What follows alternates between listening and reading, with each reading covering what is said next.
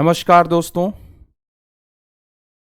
Ethics के 2020 के प्रश्नों के answer discussion, model answer discussion की इस सीरीज में आज मैं महात्मा गांधी के विचारों पर पूछे गए एक वक्तव्य आधारित प्रश्न को ले रहा हूं। यह प्रश्न है कि स्वयं को खोजने का सर्वोत्तम मार्ग यह है कि अपने आप को अन्य की सेवा में खो दें। मैंने आपसे पहले भी कहा था कि जब भी स्टेटमेंट बेस्ड क्वेश्चंस आते हैं तो उन कथनों का, उन क्वेश्चंस को लिखने का तरीका यह है कि आप ये बताएं कि आपके अनुसार उद्धरण का आशय क्या है। उस आशय को आप अपने तर्कों के द्वारा पुष्ट करें। विचारक का अगर संदर्भ आपको पता है तो वो संदर्भ भी जोड़ें, और युगीन संदर्भ जो विचारक का है उसके साथ अगर आप इसको समकालीन संदर्भ में जोड़ते हैं और उसकी प्रासंगिकता का उद्घाटन करते हैं तो इससे अच्छा कोई आंसर नहीं होगा। क्योंकि ये नहीं पूछा गया कि महात्मा गांधी के इस वक्तव्य का महात्मा गांधी के अनुसार ही क्या आशय है, वही बताइए। उनके आशय से कोई बिल्कुल विपरीत अर्थ हम नहीं निकाल सकते, लेकिन आज के संदर्भ में, आज के कॉन्टेक्स्ट में वह कैसे प्रासंगिक है, इस बात को हमें बताना होगा। तो यह जो प्रश्न है, इस प्रश्न को हम लोग यहां पर देखें कि स्वयं को खोजने का सर्वोत्तम मार्ग यह है कि अपने आप को अन्य की सेवा में खो दें। यहां पर जो अन्य की सेवा या the best way to find yourself is to lose yourself in the service of others. Lose yourself in the service of others, ये बात यहां पर क्या है कही गई। तो जब हम लोग यहां पर सर्विस ऑफ अदर्स की बात करते हैं, दूसरों की सेवा की बात करते हैं, तो दूसरों की सेवा पब्लिक सर्विस की तरफ हमें संकेतित करती है। इसको हम लोग अगर एथिक्स, इंटीग्रिटी और एप्टीट्यूड के कॉन्टेक्स्ट से जोड़ें तो इस कथन को हम पब्लिक सर्विस के संदर्भ में हम जोड़ सकते हैं। दूसरा यहां पर कि स्वयं को खोजने का सर्वोत्तम मार्ग, यहां पर स्वयं मतलब व्यक्ति। तो यह कथन सही मायने में व्यक्ति और पब्लिक सर्विस के बीच में क्या एक कनेक्शन हो सकता है, इस कनेक्शन को व्यक्त करता है। और अपने आप को खोजने का मतलब अपने आप को पहचानना, अपने आप को परिभाषित करना। अपने आप को परिभाषित करने का मतलब कि अपने लाइफ के टारगेट्स, गोल या ऑब्जेक्टिव को पहचानना। और अपने लाइफ के ऑब्जेक्टिव को पहचानने का मतलब यह है कि अपने लाइफ के परफेक्शन को या अपने लाइफ में जो सुप्रीम गोल है उस सुप्रीम गोल को पहचानना। तो यह कथन जीवन की पूर्णता और पब्लिक सर्विस, एक व्यक्ति के जीवन की पूर्णता और दूसरों के सेवा के बीच के कनेक्शन को बताता है। और अगर यह कहा जाए कि पब्लिक सर्विस के लिए, दूसरों की सेवा के लिए हमेशा मोटिवेटेड रहने के लिए, सदैव अभिप्रेरित रहने के लिए व्यक्ति की व्यक्तिगत उपलब्धियों में से अपने आप को कनेक्ट करने वाली चीजें, अपने आप को डिफाइन करने वाली चीजें सबसे महत्वपूर्ण होती हैं, तो ये गांधी के इस कथन का सबसे अच्छा अर्थ होगा। सिंपली कि पब्लिक सर्विस के लिए सदैव अभिप्रेरित होने के लिए, रहने के लिए व्यक्तिगत उपलब्धियों की जो भावना होती है वह सबसे महत्वपूर्ण होती है। यह गांधी के इस कथन का आशय होगा। आज के संदर्भ में इसको एक एग्जाम्पल से हम लोग यहां पर समझते हैं कि जो एग्जाम्पल है वह एग्जाम्पल क्या है। दरअसल मैं यहां पर इस स्टेटमेंट को दूसरों की सेवा और इसके साथ ही स्वयं को खोजना। स्वयं को खोजने का मतलब कि व्यक्तिगत उपलब्धि की एक भावना से यह कथन दूसरों की सेवा को जोड़ रहा है। एक बहुत दिलचस्प कहानी आपको या एक सच्ची घटना का जिक्र मैं करना चाहूंगा।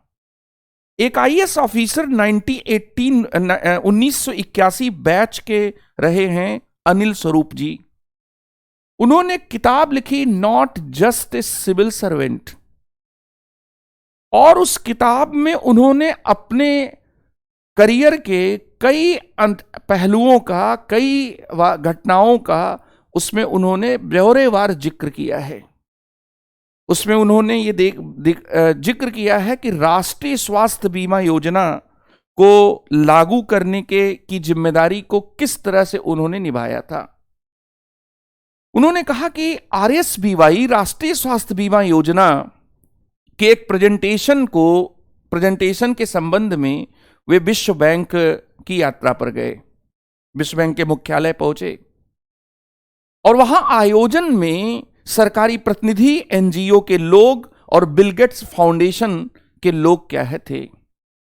राष्ट्रीय स्वास्थ्य बीमा योजना, अगर आप भारत के समकालीन भारत के पब्लिक पॉलिसी के हिस्ट्री को पलटकर देखेंगे तो अपने लॉन्चिंग के समय एक सफल योजनाओं में थी और उसकी कई बातों को बहुत सराहा गया था। तो वहां पर जो बिल गेट्स फाउंडेशन के जो एक डेलीगेट बैठे हुई थी, उन्होंने पूछा कि मिस्टर स्वरूप, आप इतना आरएसबीवाई के लिए इतना जुनूनी क्यों हैं? आपको इससे क्या फायदा मिलेगा? अनिल स्वरूप ने इस प्रश्न का जवाब देने के बजाय उन्होंने लिखा कि ब्यूरोक्रेट्स का या नौकरशाही का जो एक किस्म का जवाब होता है, उस जवाब को प्रेजेंटेशन में मैं पेश कर चुका था, लेकिन ये प्रेजेंटेशन से बाहर ये पूछा गया और एक तरह से इनफॉर्मल लेवल पर क्या है पूछा गया। अनिल स्वरूप ने कहा कि मैंने उस बिल गेट्स फाउंडेशन की रिप्रेजेंटेटिव से कहा कि आप पहले बताइए कि आप विकसित देशों के गरीबों पर लाखों डॉलर आप लोग खर्च करते हैं, आपका क्या उद्देश्य है? उस प्रतिनिधि ने कहा कि यह हमारा काम है, यह हमारा उद्देश्य है और हमें इससे दुआएं मिलती हैं। अनिल स्वरूप ने कहा कि आप तो पैसा खर्च करके दुआएं बटोरते हैं, मैं तो एक ऐसी सर्विस कर रहा हूं जिसमें मुझे खुद पैसा खर्च नहीं करना है, पैसा तो सरकार खर्च कर रही है, लेकिन इस बीमा को लोगों तक पहुंचाकर मुझे जो दुआएं मिलती हैं वही मेरे लिए बेहतर प्रेरणा है। एक आईएएस ऑफिसर का यहां पर आप देखिए कि वो जो सेंस ऑफ अचीवमेंट जिस चीज को वे डिफाइन कर रहे हैं, वो कोई रुपया पैसा नहीं है, वो कोई जमीन जायदाद संपत्ति नहीं है, वो कोई प्रमोशन पद नहीं है। वो ये यहां पर कह रहे हैं कि जो बेहतर प्रेरणा है मेरे लिए, वो सबसे बड़ी बेहतर प्रेरणा क्या है? लोगों की दुआएं। और उन्होंने कहा कि एक बार उन्होंने उस डेलीगेट को एक घटना का जिक्र किया कि एक बार वे एक हॉस्पिटल गए, एक महिला ने उनको अपने पास बुलाया और उन्होंने कहा कि मेरे पास कोई सहारा नहीं था और इस स्कीम की वजह से मैं आपको बहुत ढेर सारा आशीर्वाद और दुआएं देती हूं। यहां अगर आप देखेंगे तो एक आईएएस ऑफिसर जो बीमा को उनके लाभार्थियों तक पहुंचाकर एक व्यक्तिगत उपलब्धि की भावना और संतुष्टि से प्रेरित हो रहा है, और वह व्यक्तिगत उपलब्धि की भावना या संतुष्टि क्या है कि उसे लोगों की दुआएं मिल रही हैं। महात्मा गांधी का यह जो कथन है, बहुत गहरे संदर्भों में देखा जाए तो वह यह कहता है कि स्वयं को सबसे अच्छे तरीके से खोजने का सर्वोत्तम मार्ग यह है कि हम अपने आप को दूसरों की सेवा में दे दें। दरअसल इस कथन का जो बहुत महत्वपूर्ण आशय है, वह आशय यह है कि यह कथन दूसरों की सेवा को व्यक्ति के एक सेंस ऑफ अचीवमेंट, और जो सेंस ऑफ अचीवमेंट जो है वो उसके व्यक्तित्व के व्यक्तित्व की परफेक्शन से जुड़ा हुआ है, एक्चुअलाइजेशन से जुड़ा हुआ है, उसके संदर्भ में क्या है, डिफाइन कर रहा है। इसलिए मैंने कहा कि महात्मा गांधी के इस कथन की, जब आप उस कथन का आशय स्पष्ट करेंगे तो उस आशय में आप ये कह सकते हैं कि महात्मा गांधी का ये कथन जीवन के, एक व्यक्ति के जीवन की पूर्णता की व्याख्या को, जीवन की उसकी महनीय उपलब्धियों की व्याख्या को दूसरों की सेवा के संदर्भ में परिभाषित करता है। लेकिन दूसरों की सेवा पब्लिक सर्विस है, और पब्लिक सर्विस में हमेशा मोटिवेट होकर काम करने के लिए कई बार हमें बाहरी चीजें ही अभिप्रेरित नहीं करती कि हमारा वेतन कितना है, हमें किस प्रकार का प्रमोशन मिलेगा, हमें लोगों से कैसी तारीफ मिलेगी, हमें लोग किस निगाह से देखेंगे। कई बार क्या होता है कि हम अपने आप को भी डिफाइन करते हैं, हम अपने आप को भी वहां पर कनेक्ट करते हैं, और हम अपने मकसद को, हम अपनी जिंदगी के मकसद को दरअसल उस काम से, उस पब्लिक सर्विस से क्या करते हैं, जोड़ते हैं।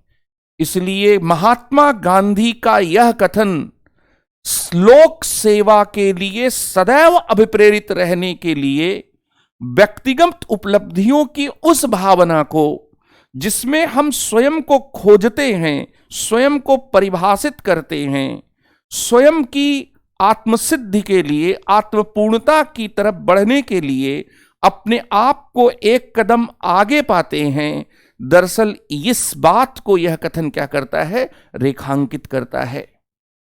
और यह बात मैंने जैसे आपको यूपी कैडर के एक आईएएस ऑफिसर अनिल स्वरूप के संदर्भ में जैसे मैंने बताई, वैसे ही एक बड़ी 1-2 साल पहले किताब आई थी, Amit Lodha, Bihar cadre IPS Bihar diaries. उन्होंने किताब में लिखा कि पुलिस की नौकरी के साथ एक वर्दी का ग्लैमर होता है, लेकिन पुलिस की नौकरी के साथ, इस ग्लैमर के साथ साथ बहुत सारे दुख, दर्द और पीड़ाएं भी हैं। अमित लोधा लिखते हैं बिहार डायरीज में कि the feeling when you help unite mother with her kidnapped child indescribable, वो फीलिंग अवर्णनीय है, अनिर्वचनीय है, वो अनुभूति अवर्णनीय है। और यहां पर व्यक्ति एक व्यक्तिगत उपलब्धि की भावना से भर रहा है, उसको लगता है कि उसने जिंदगी में कोई अर्थ, कोई सार्थकता हासिल की है, उसने कुछ किया है। ये उसके ज्यादा वेतन होने, प्रमोशन होने, ज्यादा बड़ी पोस्ट पा लेने की बात नहीं है। तो ऐसे उदाहरण, ऐसे जो वास्तव में रियलाइजेशंस हैं, उसमें व्यक्ति अपने आप को डिफाइन करता है पब्लिक सर्विस के माध्यम से। आप भी आईएएस की तैयारी करते हैं, आपसे पूछा जाता है कि आप क्यों जाना चाहते हैं, तो जब आप जवाब देते हैं कि कार्य का विविधीकरण मिलेगा, तो आप इनफैक्ट इसी तरफ जाना चाहते हैं, आप यही बताना चाहते हैं। तो यहां पर ये जो कथन है, ये कथन दरअसल हम कह सकते हैं कि गांधी का ये कथन दूसरों की सेवा के माध्यम से स्वयं को खोजने की बात कहकर दरअसल ये कहता है कि लोक सेवा में सदैव अभिप्रेरित रहने के लिए व्यक्तिगत उपलब्धि की जो भावना है, वह व्यक्तिगत उपलब्धि की भावना ही सबसे क्या होती है, बड़ी होती है। इसलिए पहले आप इस कथन का आशय स्पष्ट करेंगे। हालांकि इसके और भी आशय हैं, जैसे गांधी कहते थे कि वे हर चीज को नैतिक बनाते हैं, उनके लिए राजनीति भी नैतिकता का ही और आध्यात्मिकता का एक आयाम है। तो गांधी यहां पर भी नैतिकता, आध्यात्मिकता, धार्मिकता, इन सब चीजों को क्या है, गांधी यहां पर भी स्वीकार करते हैं। इसलिए इस कथन का आशय एक नैतिक, धार्मिक, आध्यात्मिक आयाम भी रखता है, उसकी भी हम लोग लास्ट में चर्चा करेंगे। लेकिन यहां पर हम इस बात को भी बताएंगे कि मैं दूसरों की सेवा जब मैं करने के लिए आगे बढ़ता हूं, तो मेरे पास क्या क्या वजहें होती हैं, क्या क्या रीजंस होते हैं, और सेवा के विभिन्न क्षेत्र क्या हैं, सामाजिक, सार्वजनिक, civil, social, public service, civil services, और इसकी प्रासंगिकता क्या है, इसका रेलेवेंस क्या है। यहां पर जो मैंने आपको बताया, आप पहली बात बता देंगे कि महात्मा गांधी का यह कथन अपनी पहचान को, अपनी परिभाषा को दूसरों की सेवा के द्वारा बताकर लोक सेवा की अवधारणा को व्यक्ति के अपने कार्यों से, व्यक्ति के अपने उपलब्धियों के भावना से क्या जोड़ता है। और इसीलिए एक आईएएस अधिकारी जब ये कहता है कि इस बीमा स्कीम को लागू करके लोगों की दुआएं मिलती हैं और ये बहुत बड़ा सेंस ऑफ अचीवमेंट है उसके लिए, तो यहां पर वो व्यक्तिगत एक क्या है, उपलब्धि की भावना से संचालित हो रहा है। और इसके साथ ही अगर एक आईपीएस ऑफिसर ये कहता है कि उसे एहसास होता है, उसे रियलाइज होता है कि एक अपहरण किए गए बच्चे को जब वो उसकी मां से मिलाता है, तो उसकी मां और उसके बच्चे पर के चेहरे पर जो मुस्कान होती है वो उसके जीवन की सबसे बड़ी सार्थकता है। तो यहां पर भी दूसरों की सेवा उसको एक व्यक्तिगत उपलब्धि की भावना से क्या है, जोड़ती है।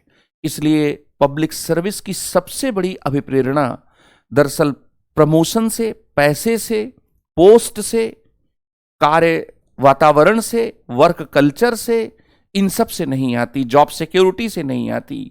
दरअसल पब्लिक सर्विस की सबसे जो हाईएस्ट मोटिवेशन है, वह हाईएस्ट मोटिवेशन दरअसल व्यक्ति के भीतर जब तक इस प्रकार का एक सेंस नहीं रहता है तब तक वह नहीं आती है, व्यक्तिगत उपलब्धि की भावना से क्या है, आती है।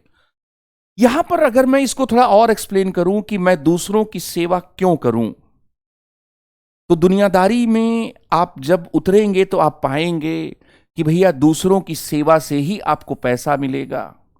कुछ लोग आजकल हिंदी में कहते हैं कि दूसरों की सेवा में ही मेवा है।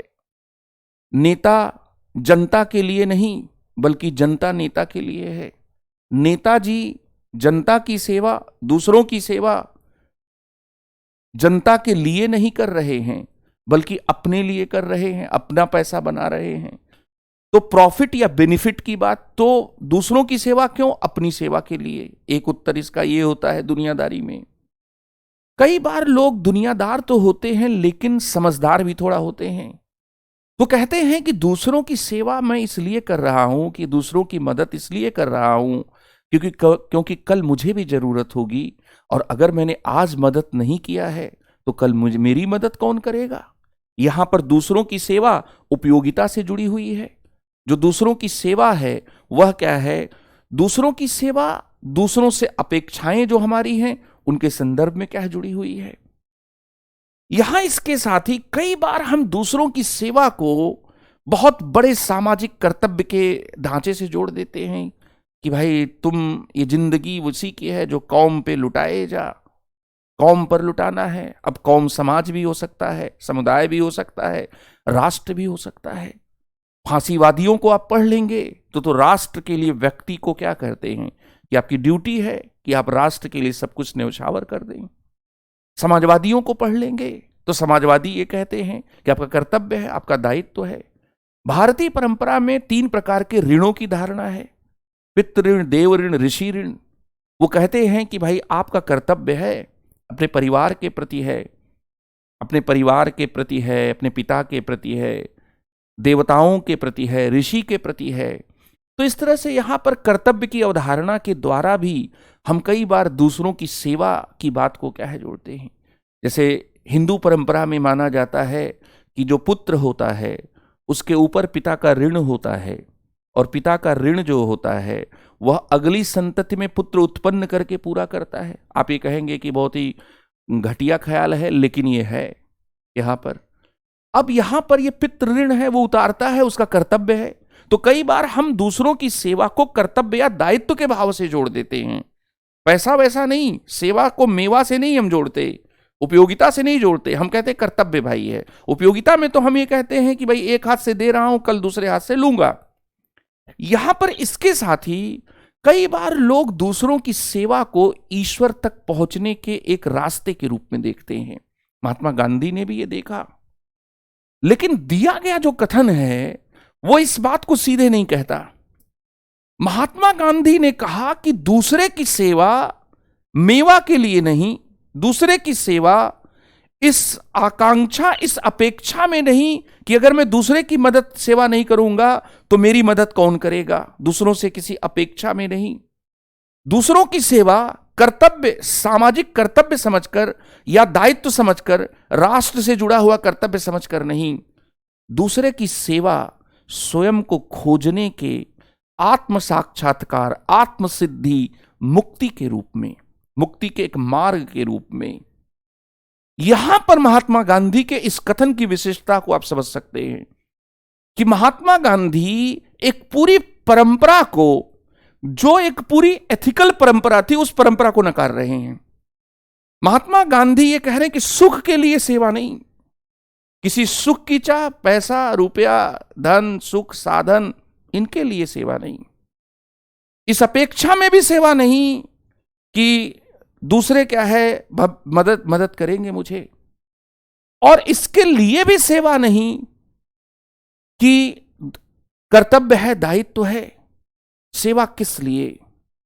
सेवा अपने आप को खोजने के लिए, सेवा आत्म साक्षात्कार के लिए। और यहां पर महात्मा गांधी बहुत अनूठे, बहुत विशिष्ट हो जाते हैं। गांधी ने 29 अगस्त 1936 को हरिजन में एक लेख लिखा। उस लेख में लिखा कि man's ultimate aim is realisation of God. मनुष्य का अंतिम जो लक्ष्य है वह ईश्वर का साक्षात्कार प्राप्त करना। इस दुनिया में हम लोग मैगी वैगी खाने नहीं आए हैं। गांधी के अनुसार इस दुनिया में हम लोग ईश्वर का साक्षात्कार करने आए हैं।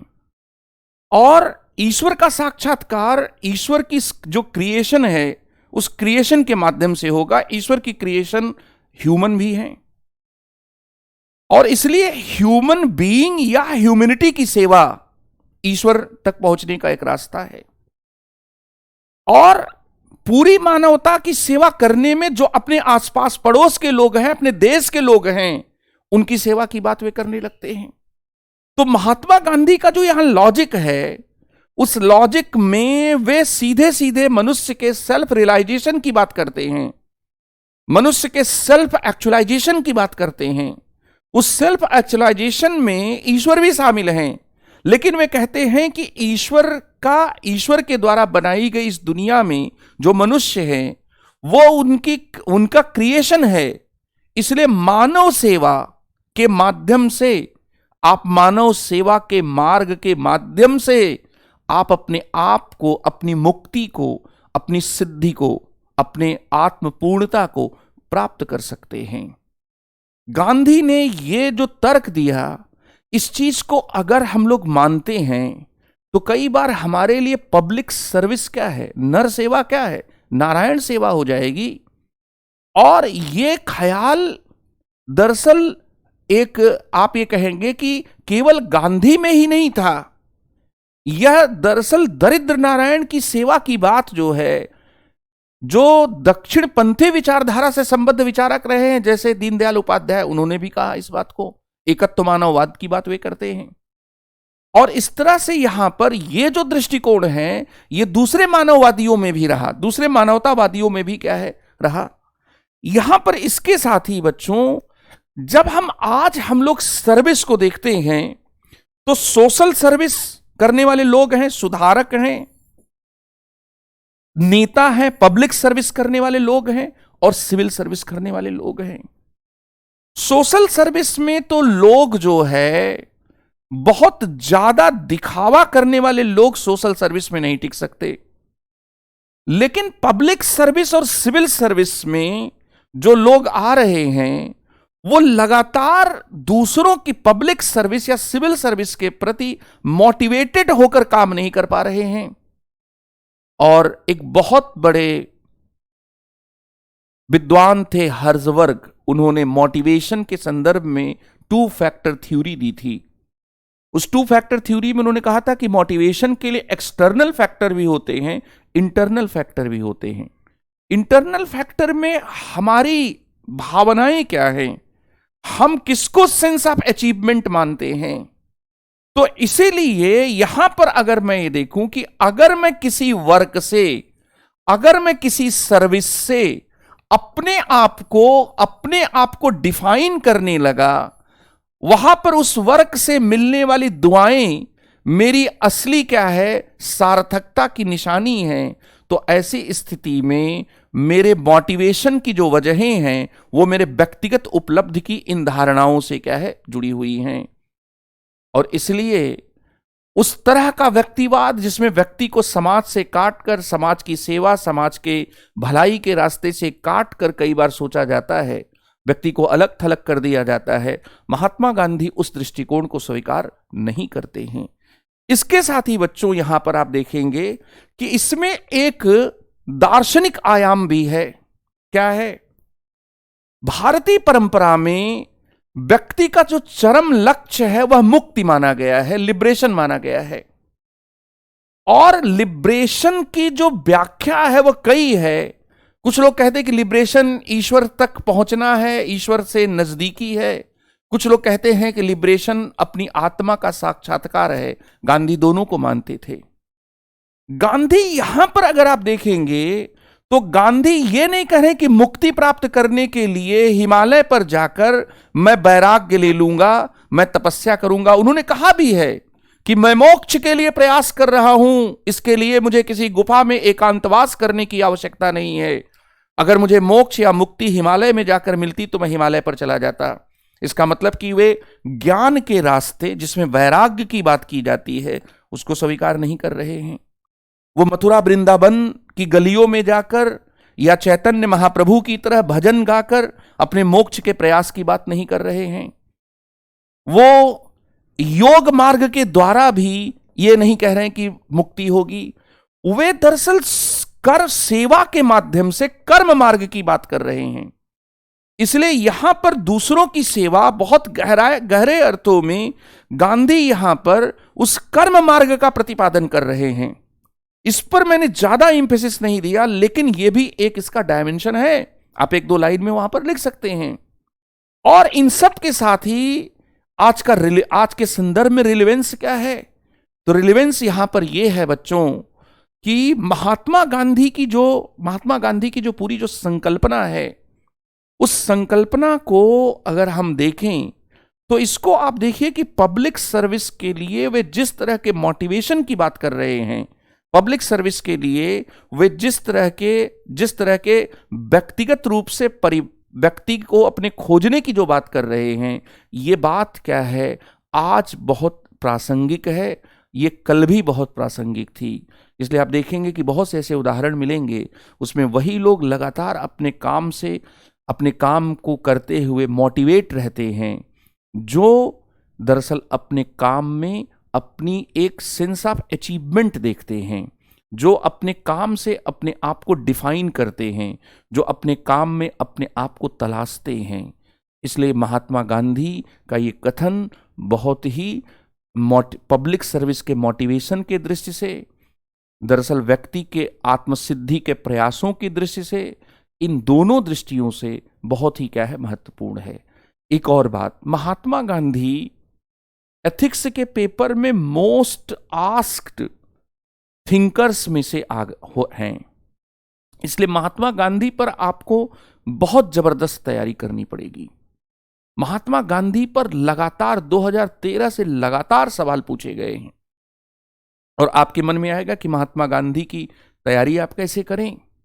तो महात्मा गांधी की तैयारी आप करें हिंद स्वराज से। हिंद स्वराज महात्मा गांधी की मूलभूत किताब है, बहुत पतली किताब है, 6-7-8 रुपए में मिल जाएगी। इसको 2-3 बार पढ़ डालिए।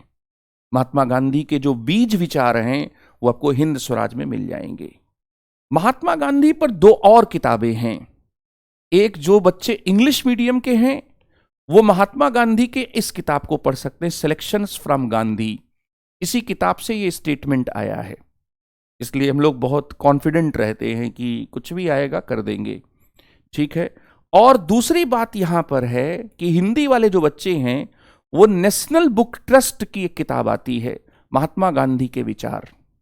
160-70 रुपए की किताब है, जो सेकेंडरी मैटर के लिए, कूड़ा करकट मटेरियल के लिए, जो पीडीएफ के लिए भटक रहे हो, उस भटकने के रास्ते से कलेक्टर और डिप्टी कलेक्टर का रास्ता नहीं बना है।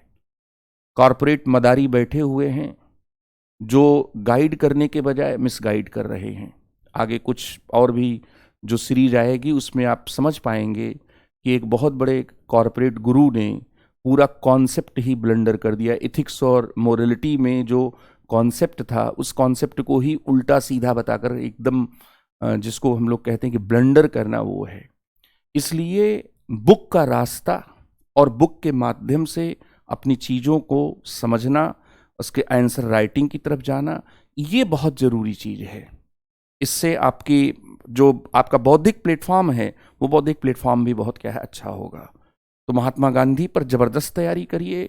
महात्मा गांधी पर अगर कोई सवाल आपको उलझन में डालता है तो उसको ज़रूर हम लोगों के चैट बॉक्स में बताइए और उस पर मैं ज़रूर आपकी वीडियो के माध्यम से मदद करूंगा। महात्मा गांधी पर पहले भी हम लोगों के जो भी प्लेटफॉर्म रहे हैं वहाँ पर आप बहुत सारे वीडियोस को पाएंगे और भी महात्मा गांधी पर जो प्रश्न पूछे गए हैं उनको किया जाएगा। बहुत बहुत धन्यवाद। Thank you.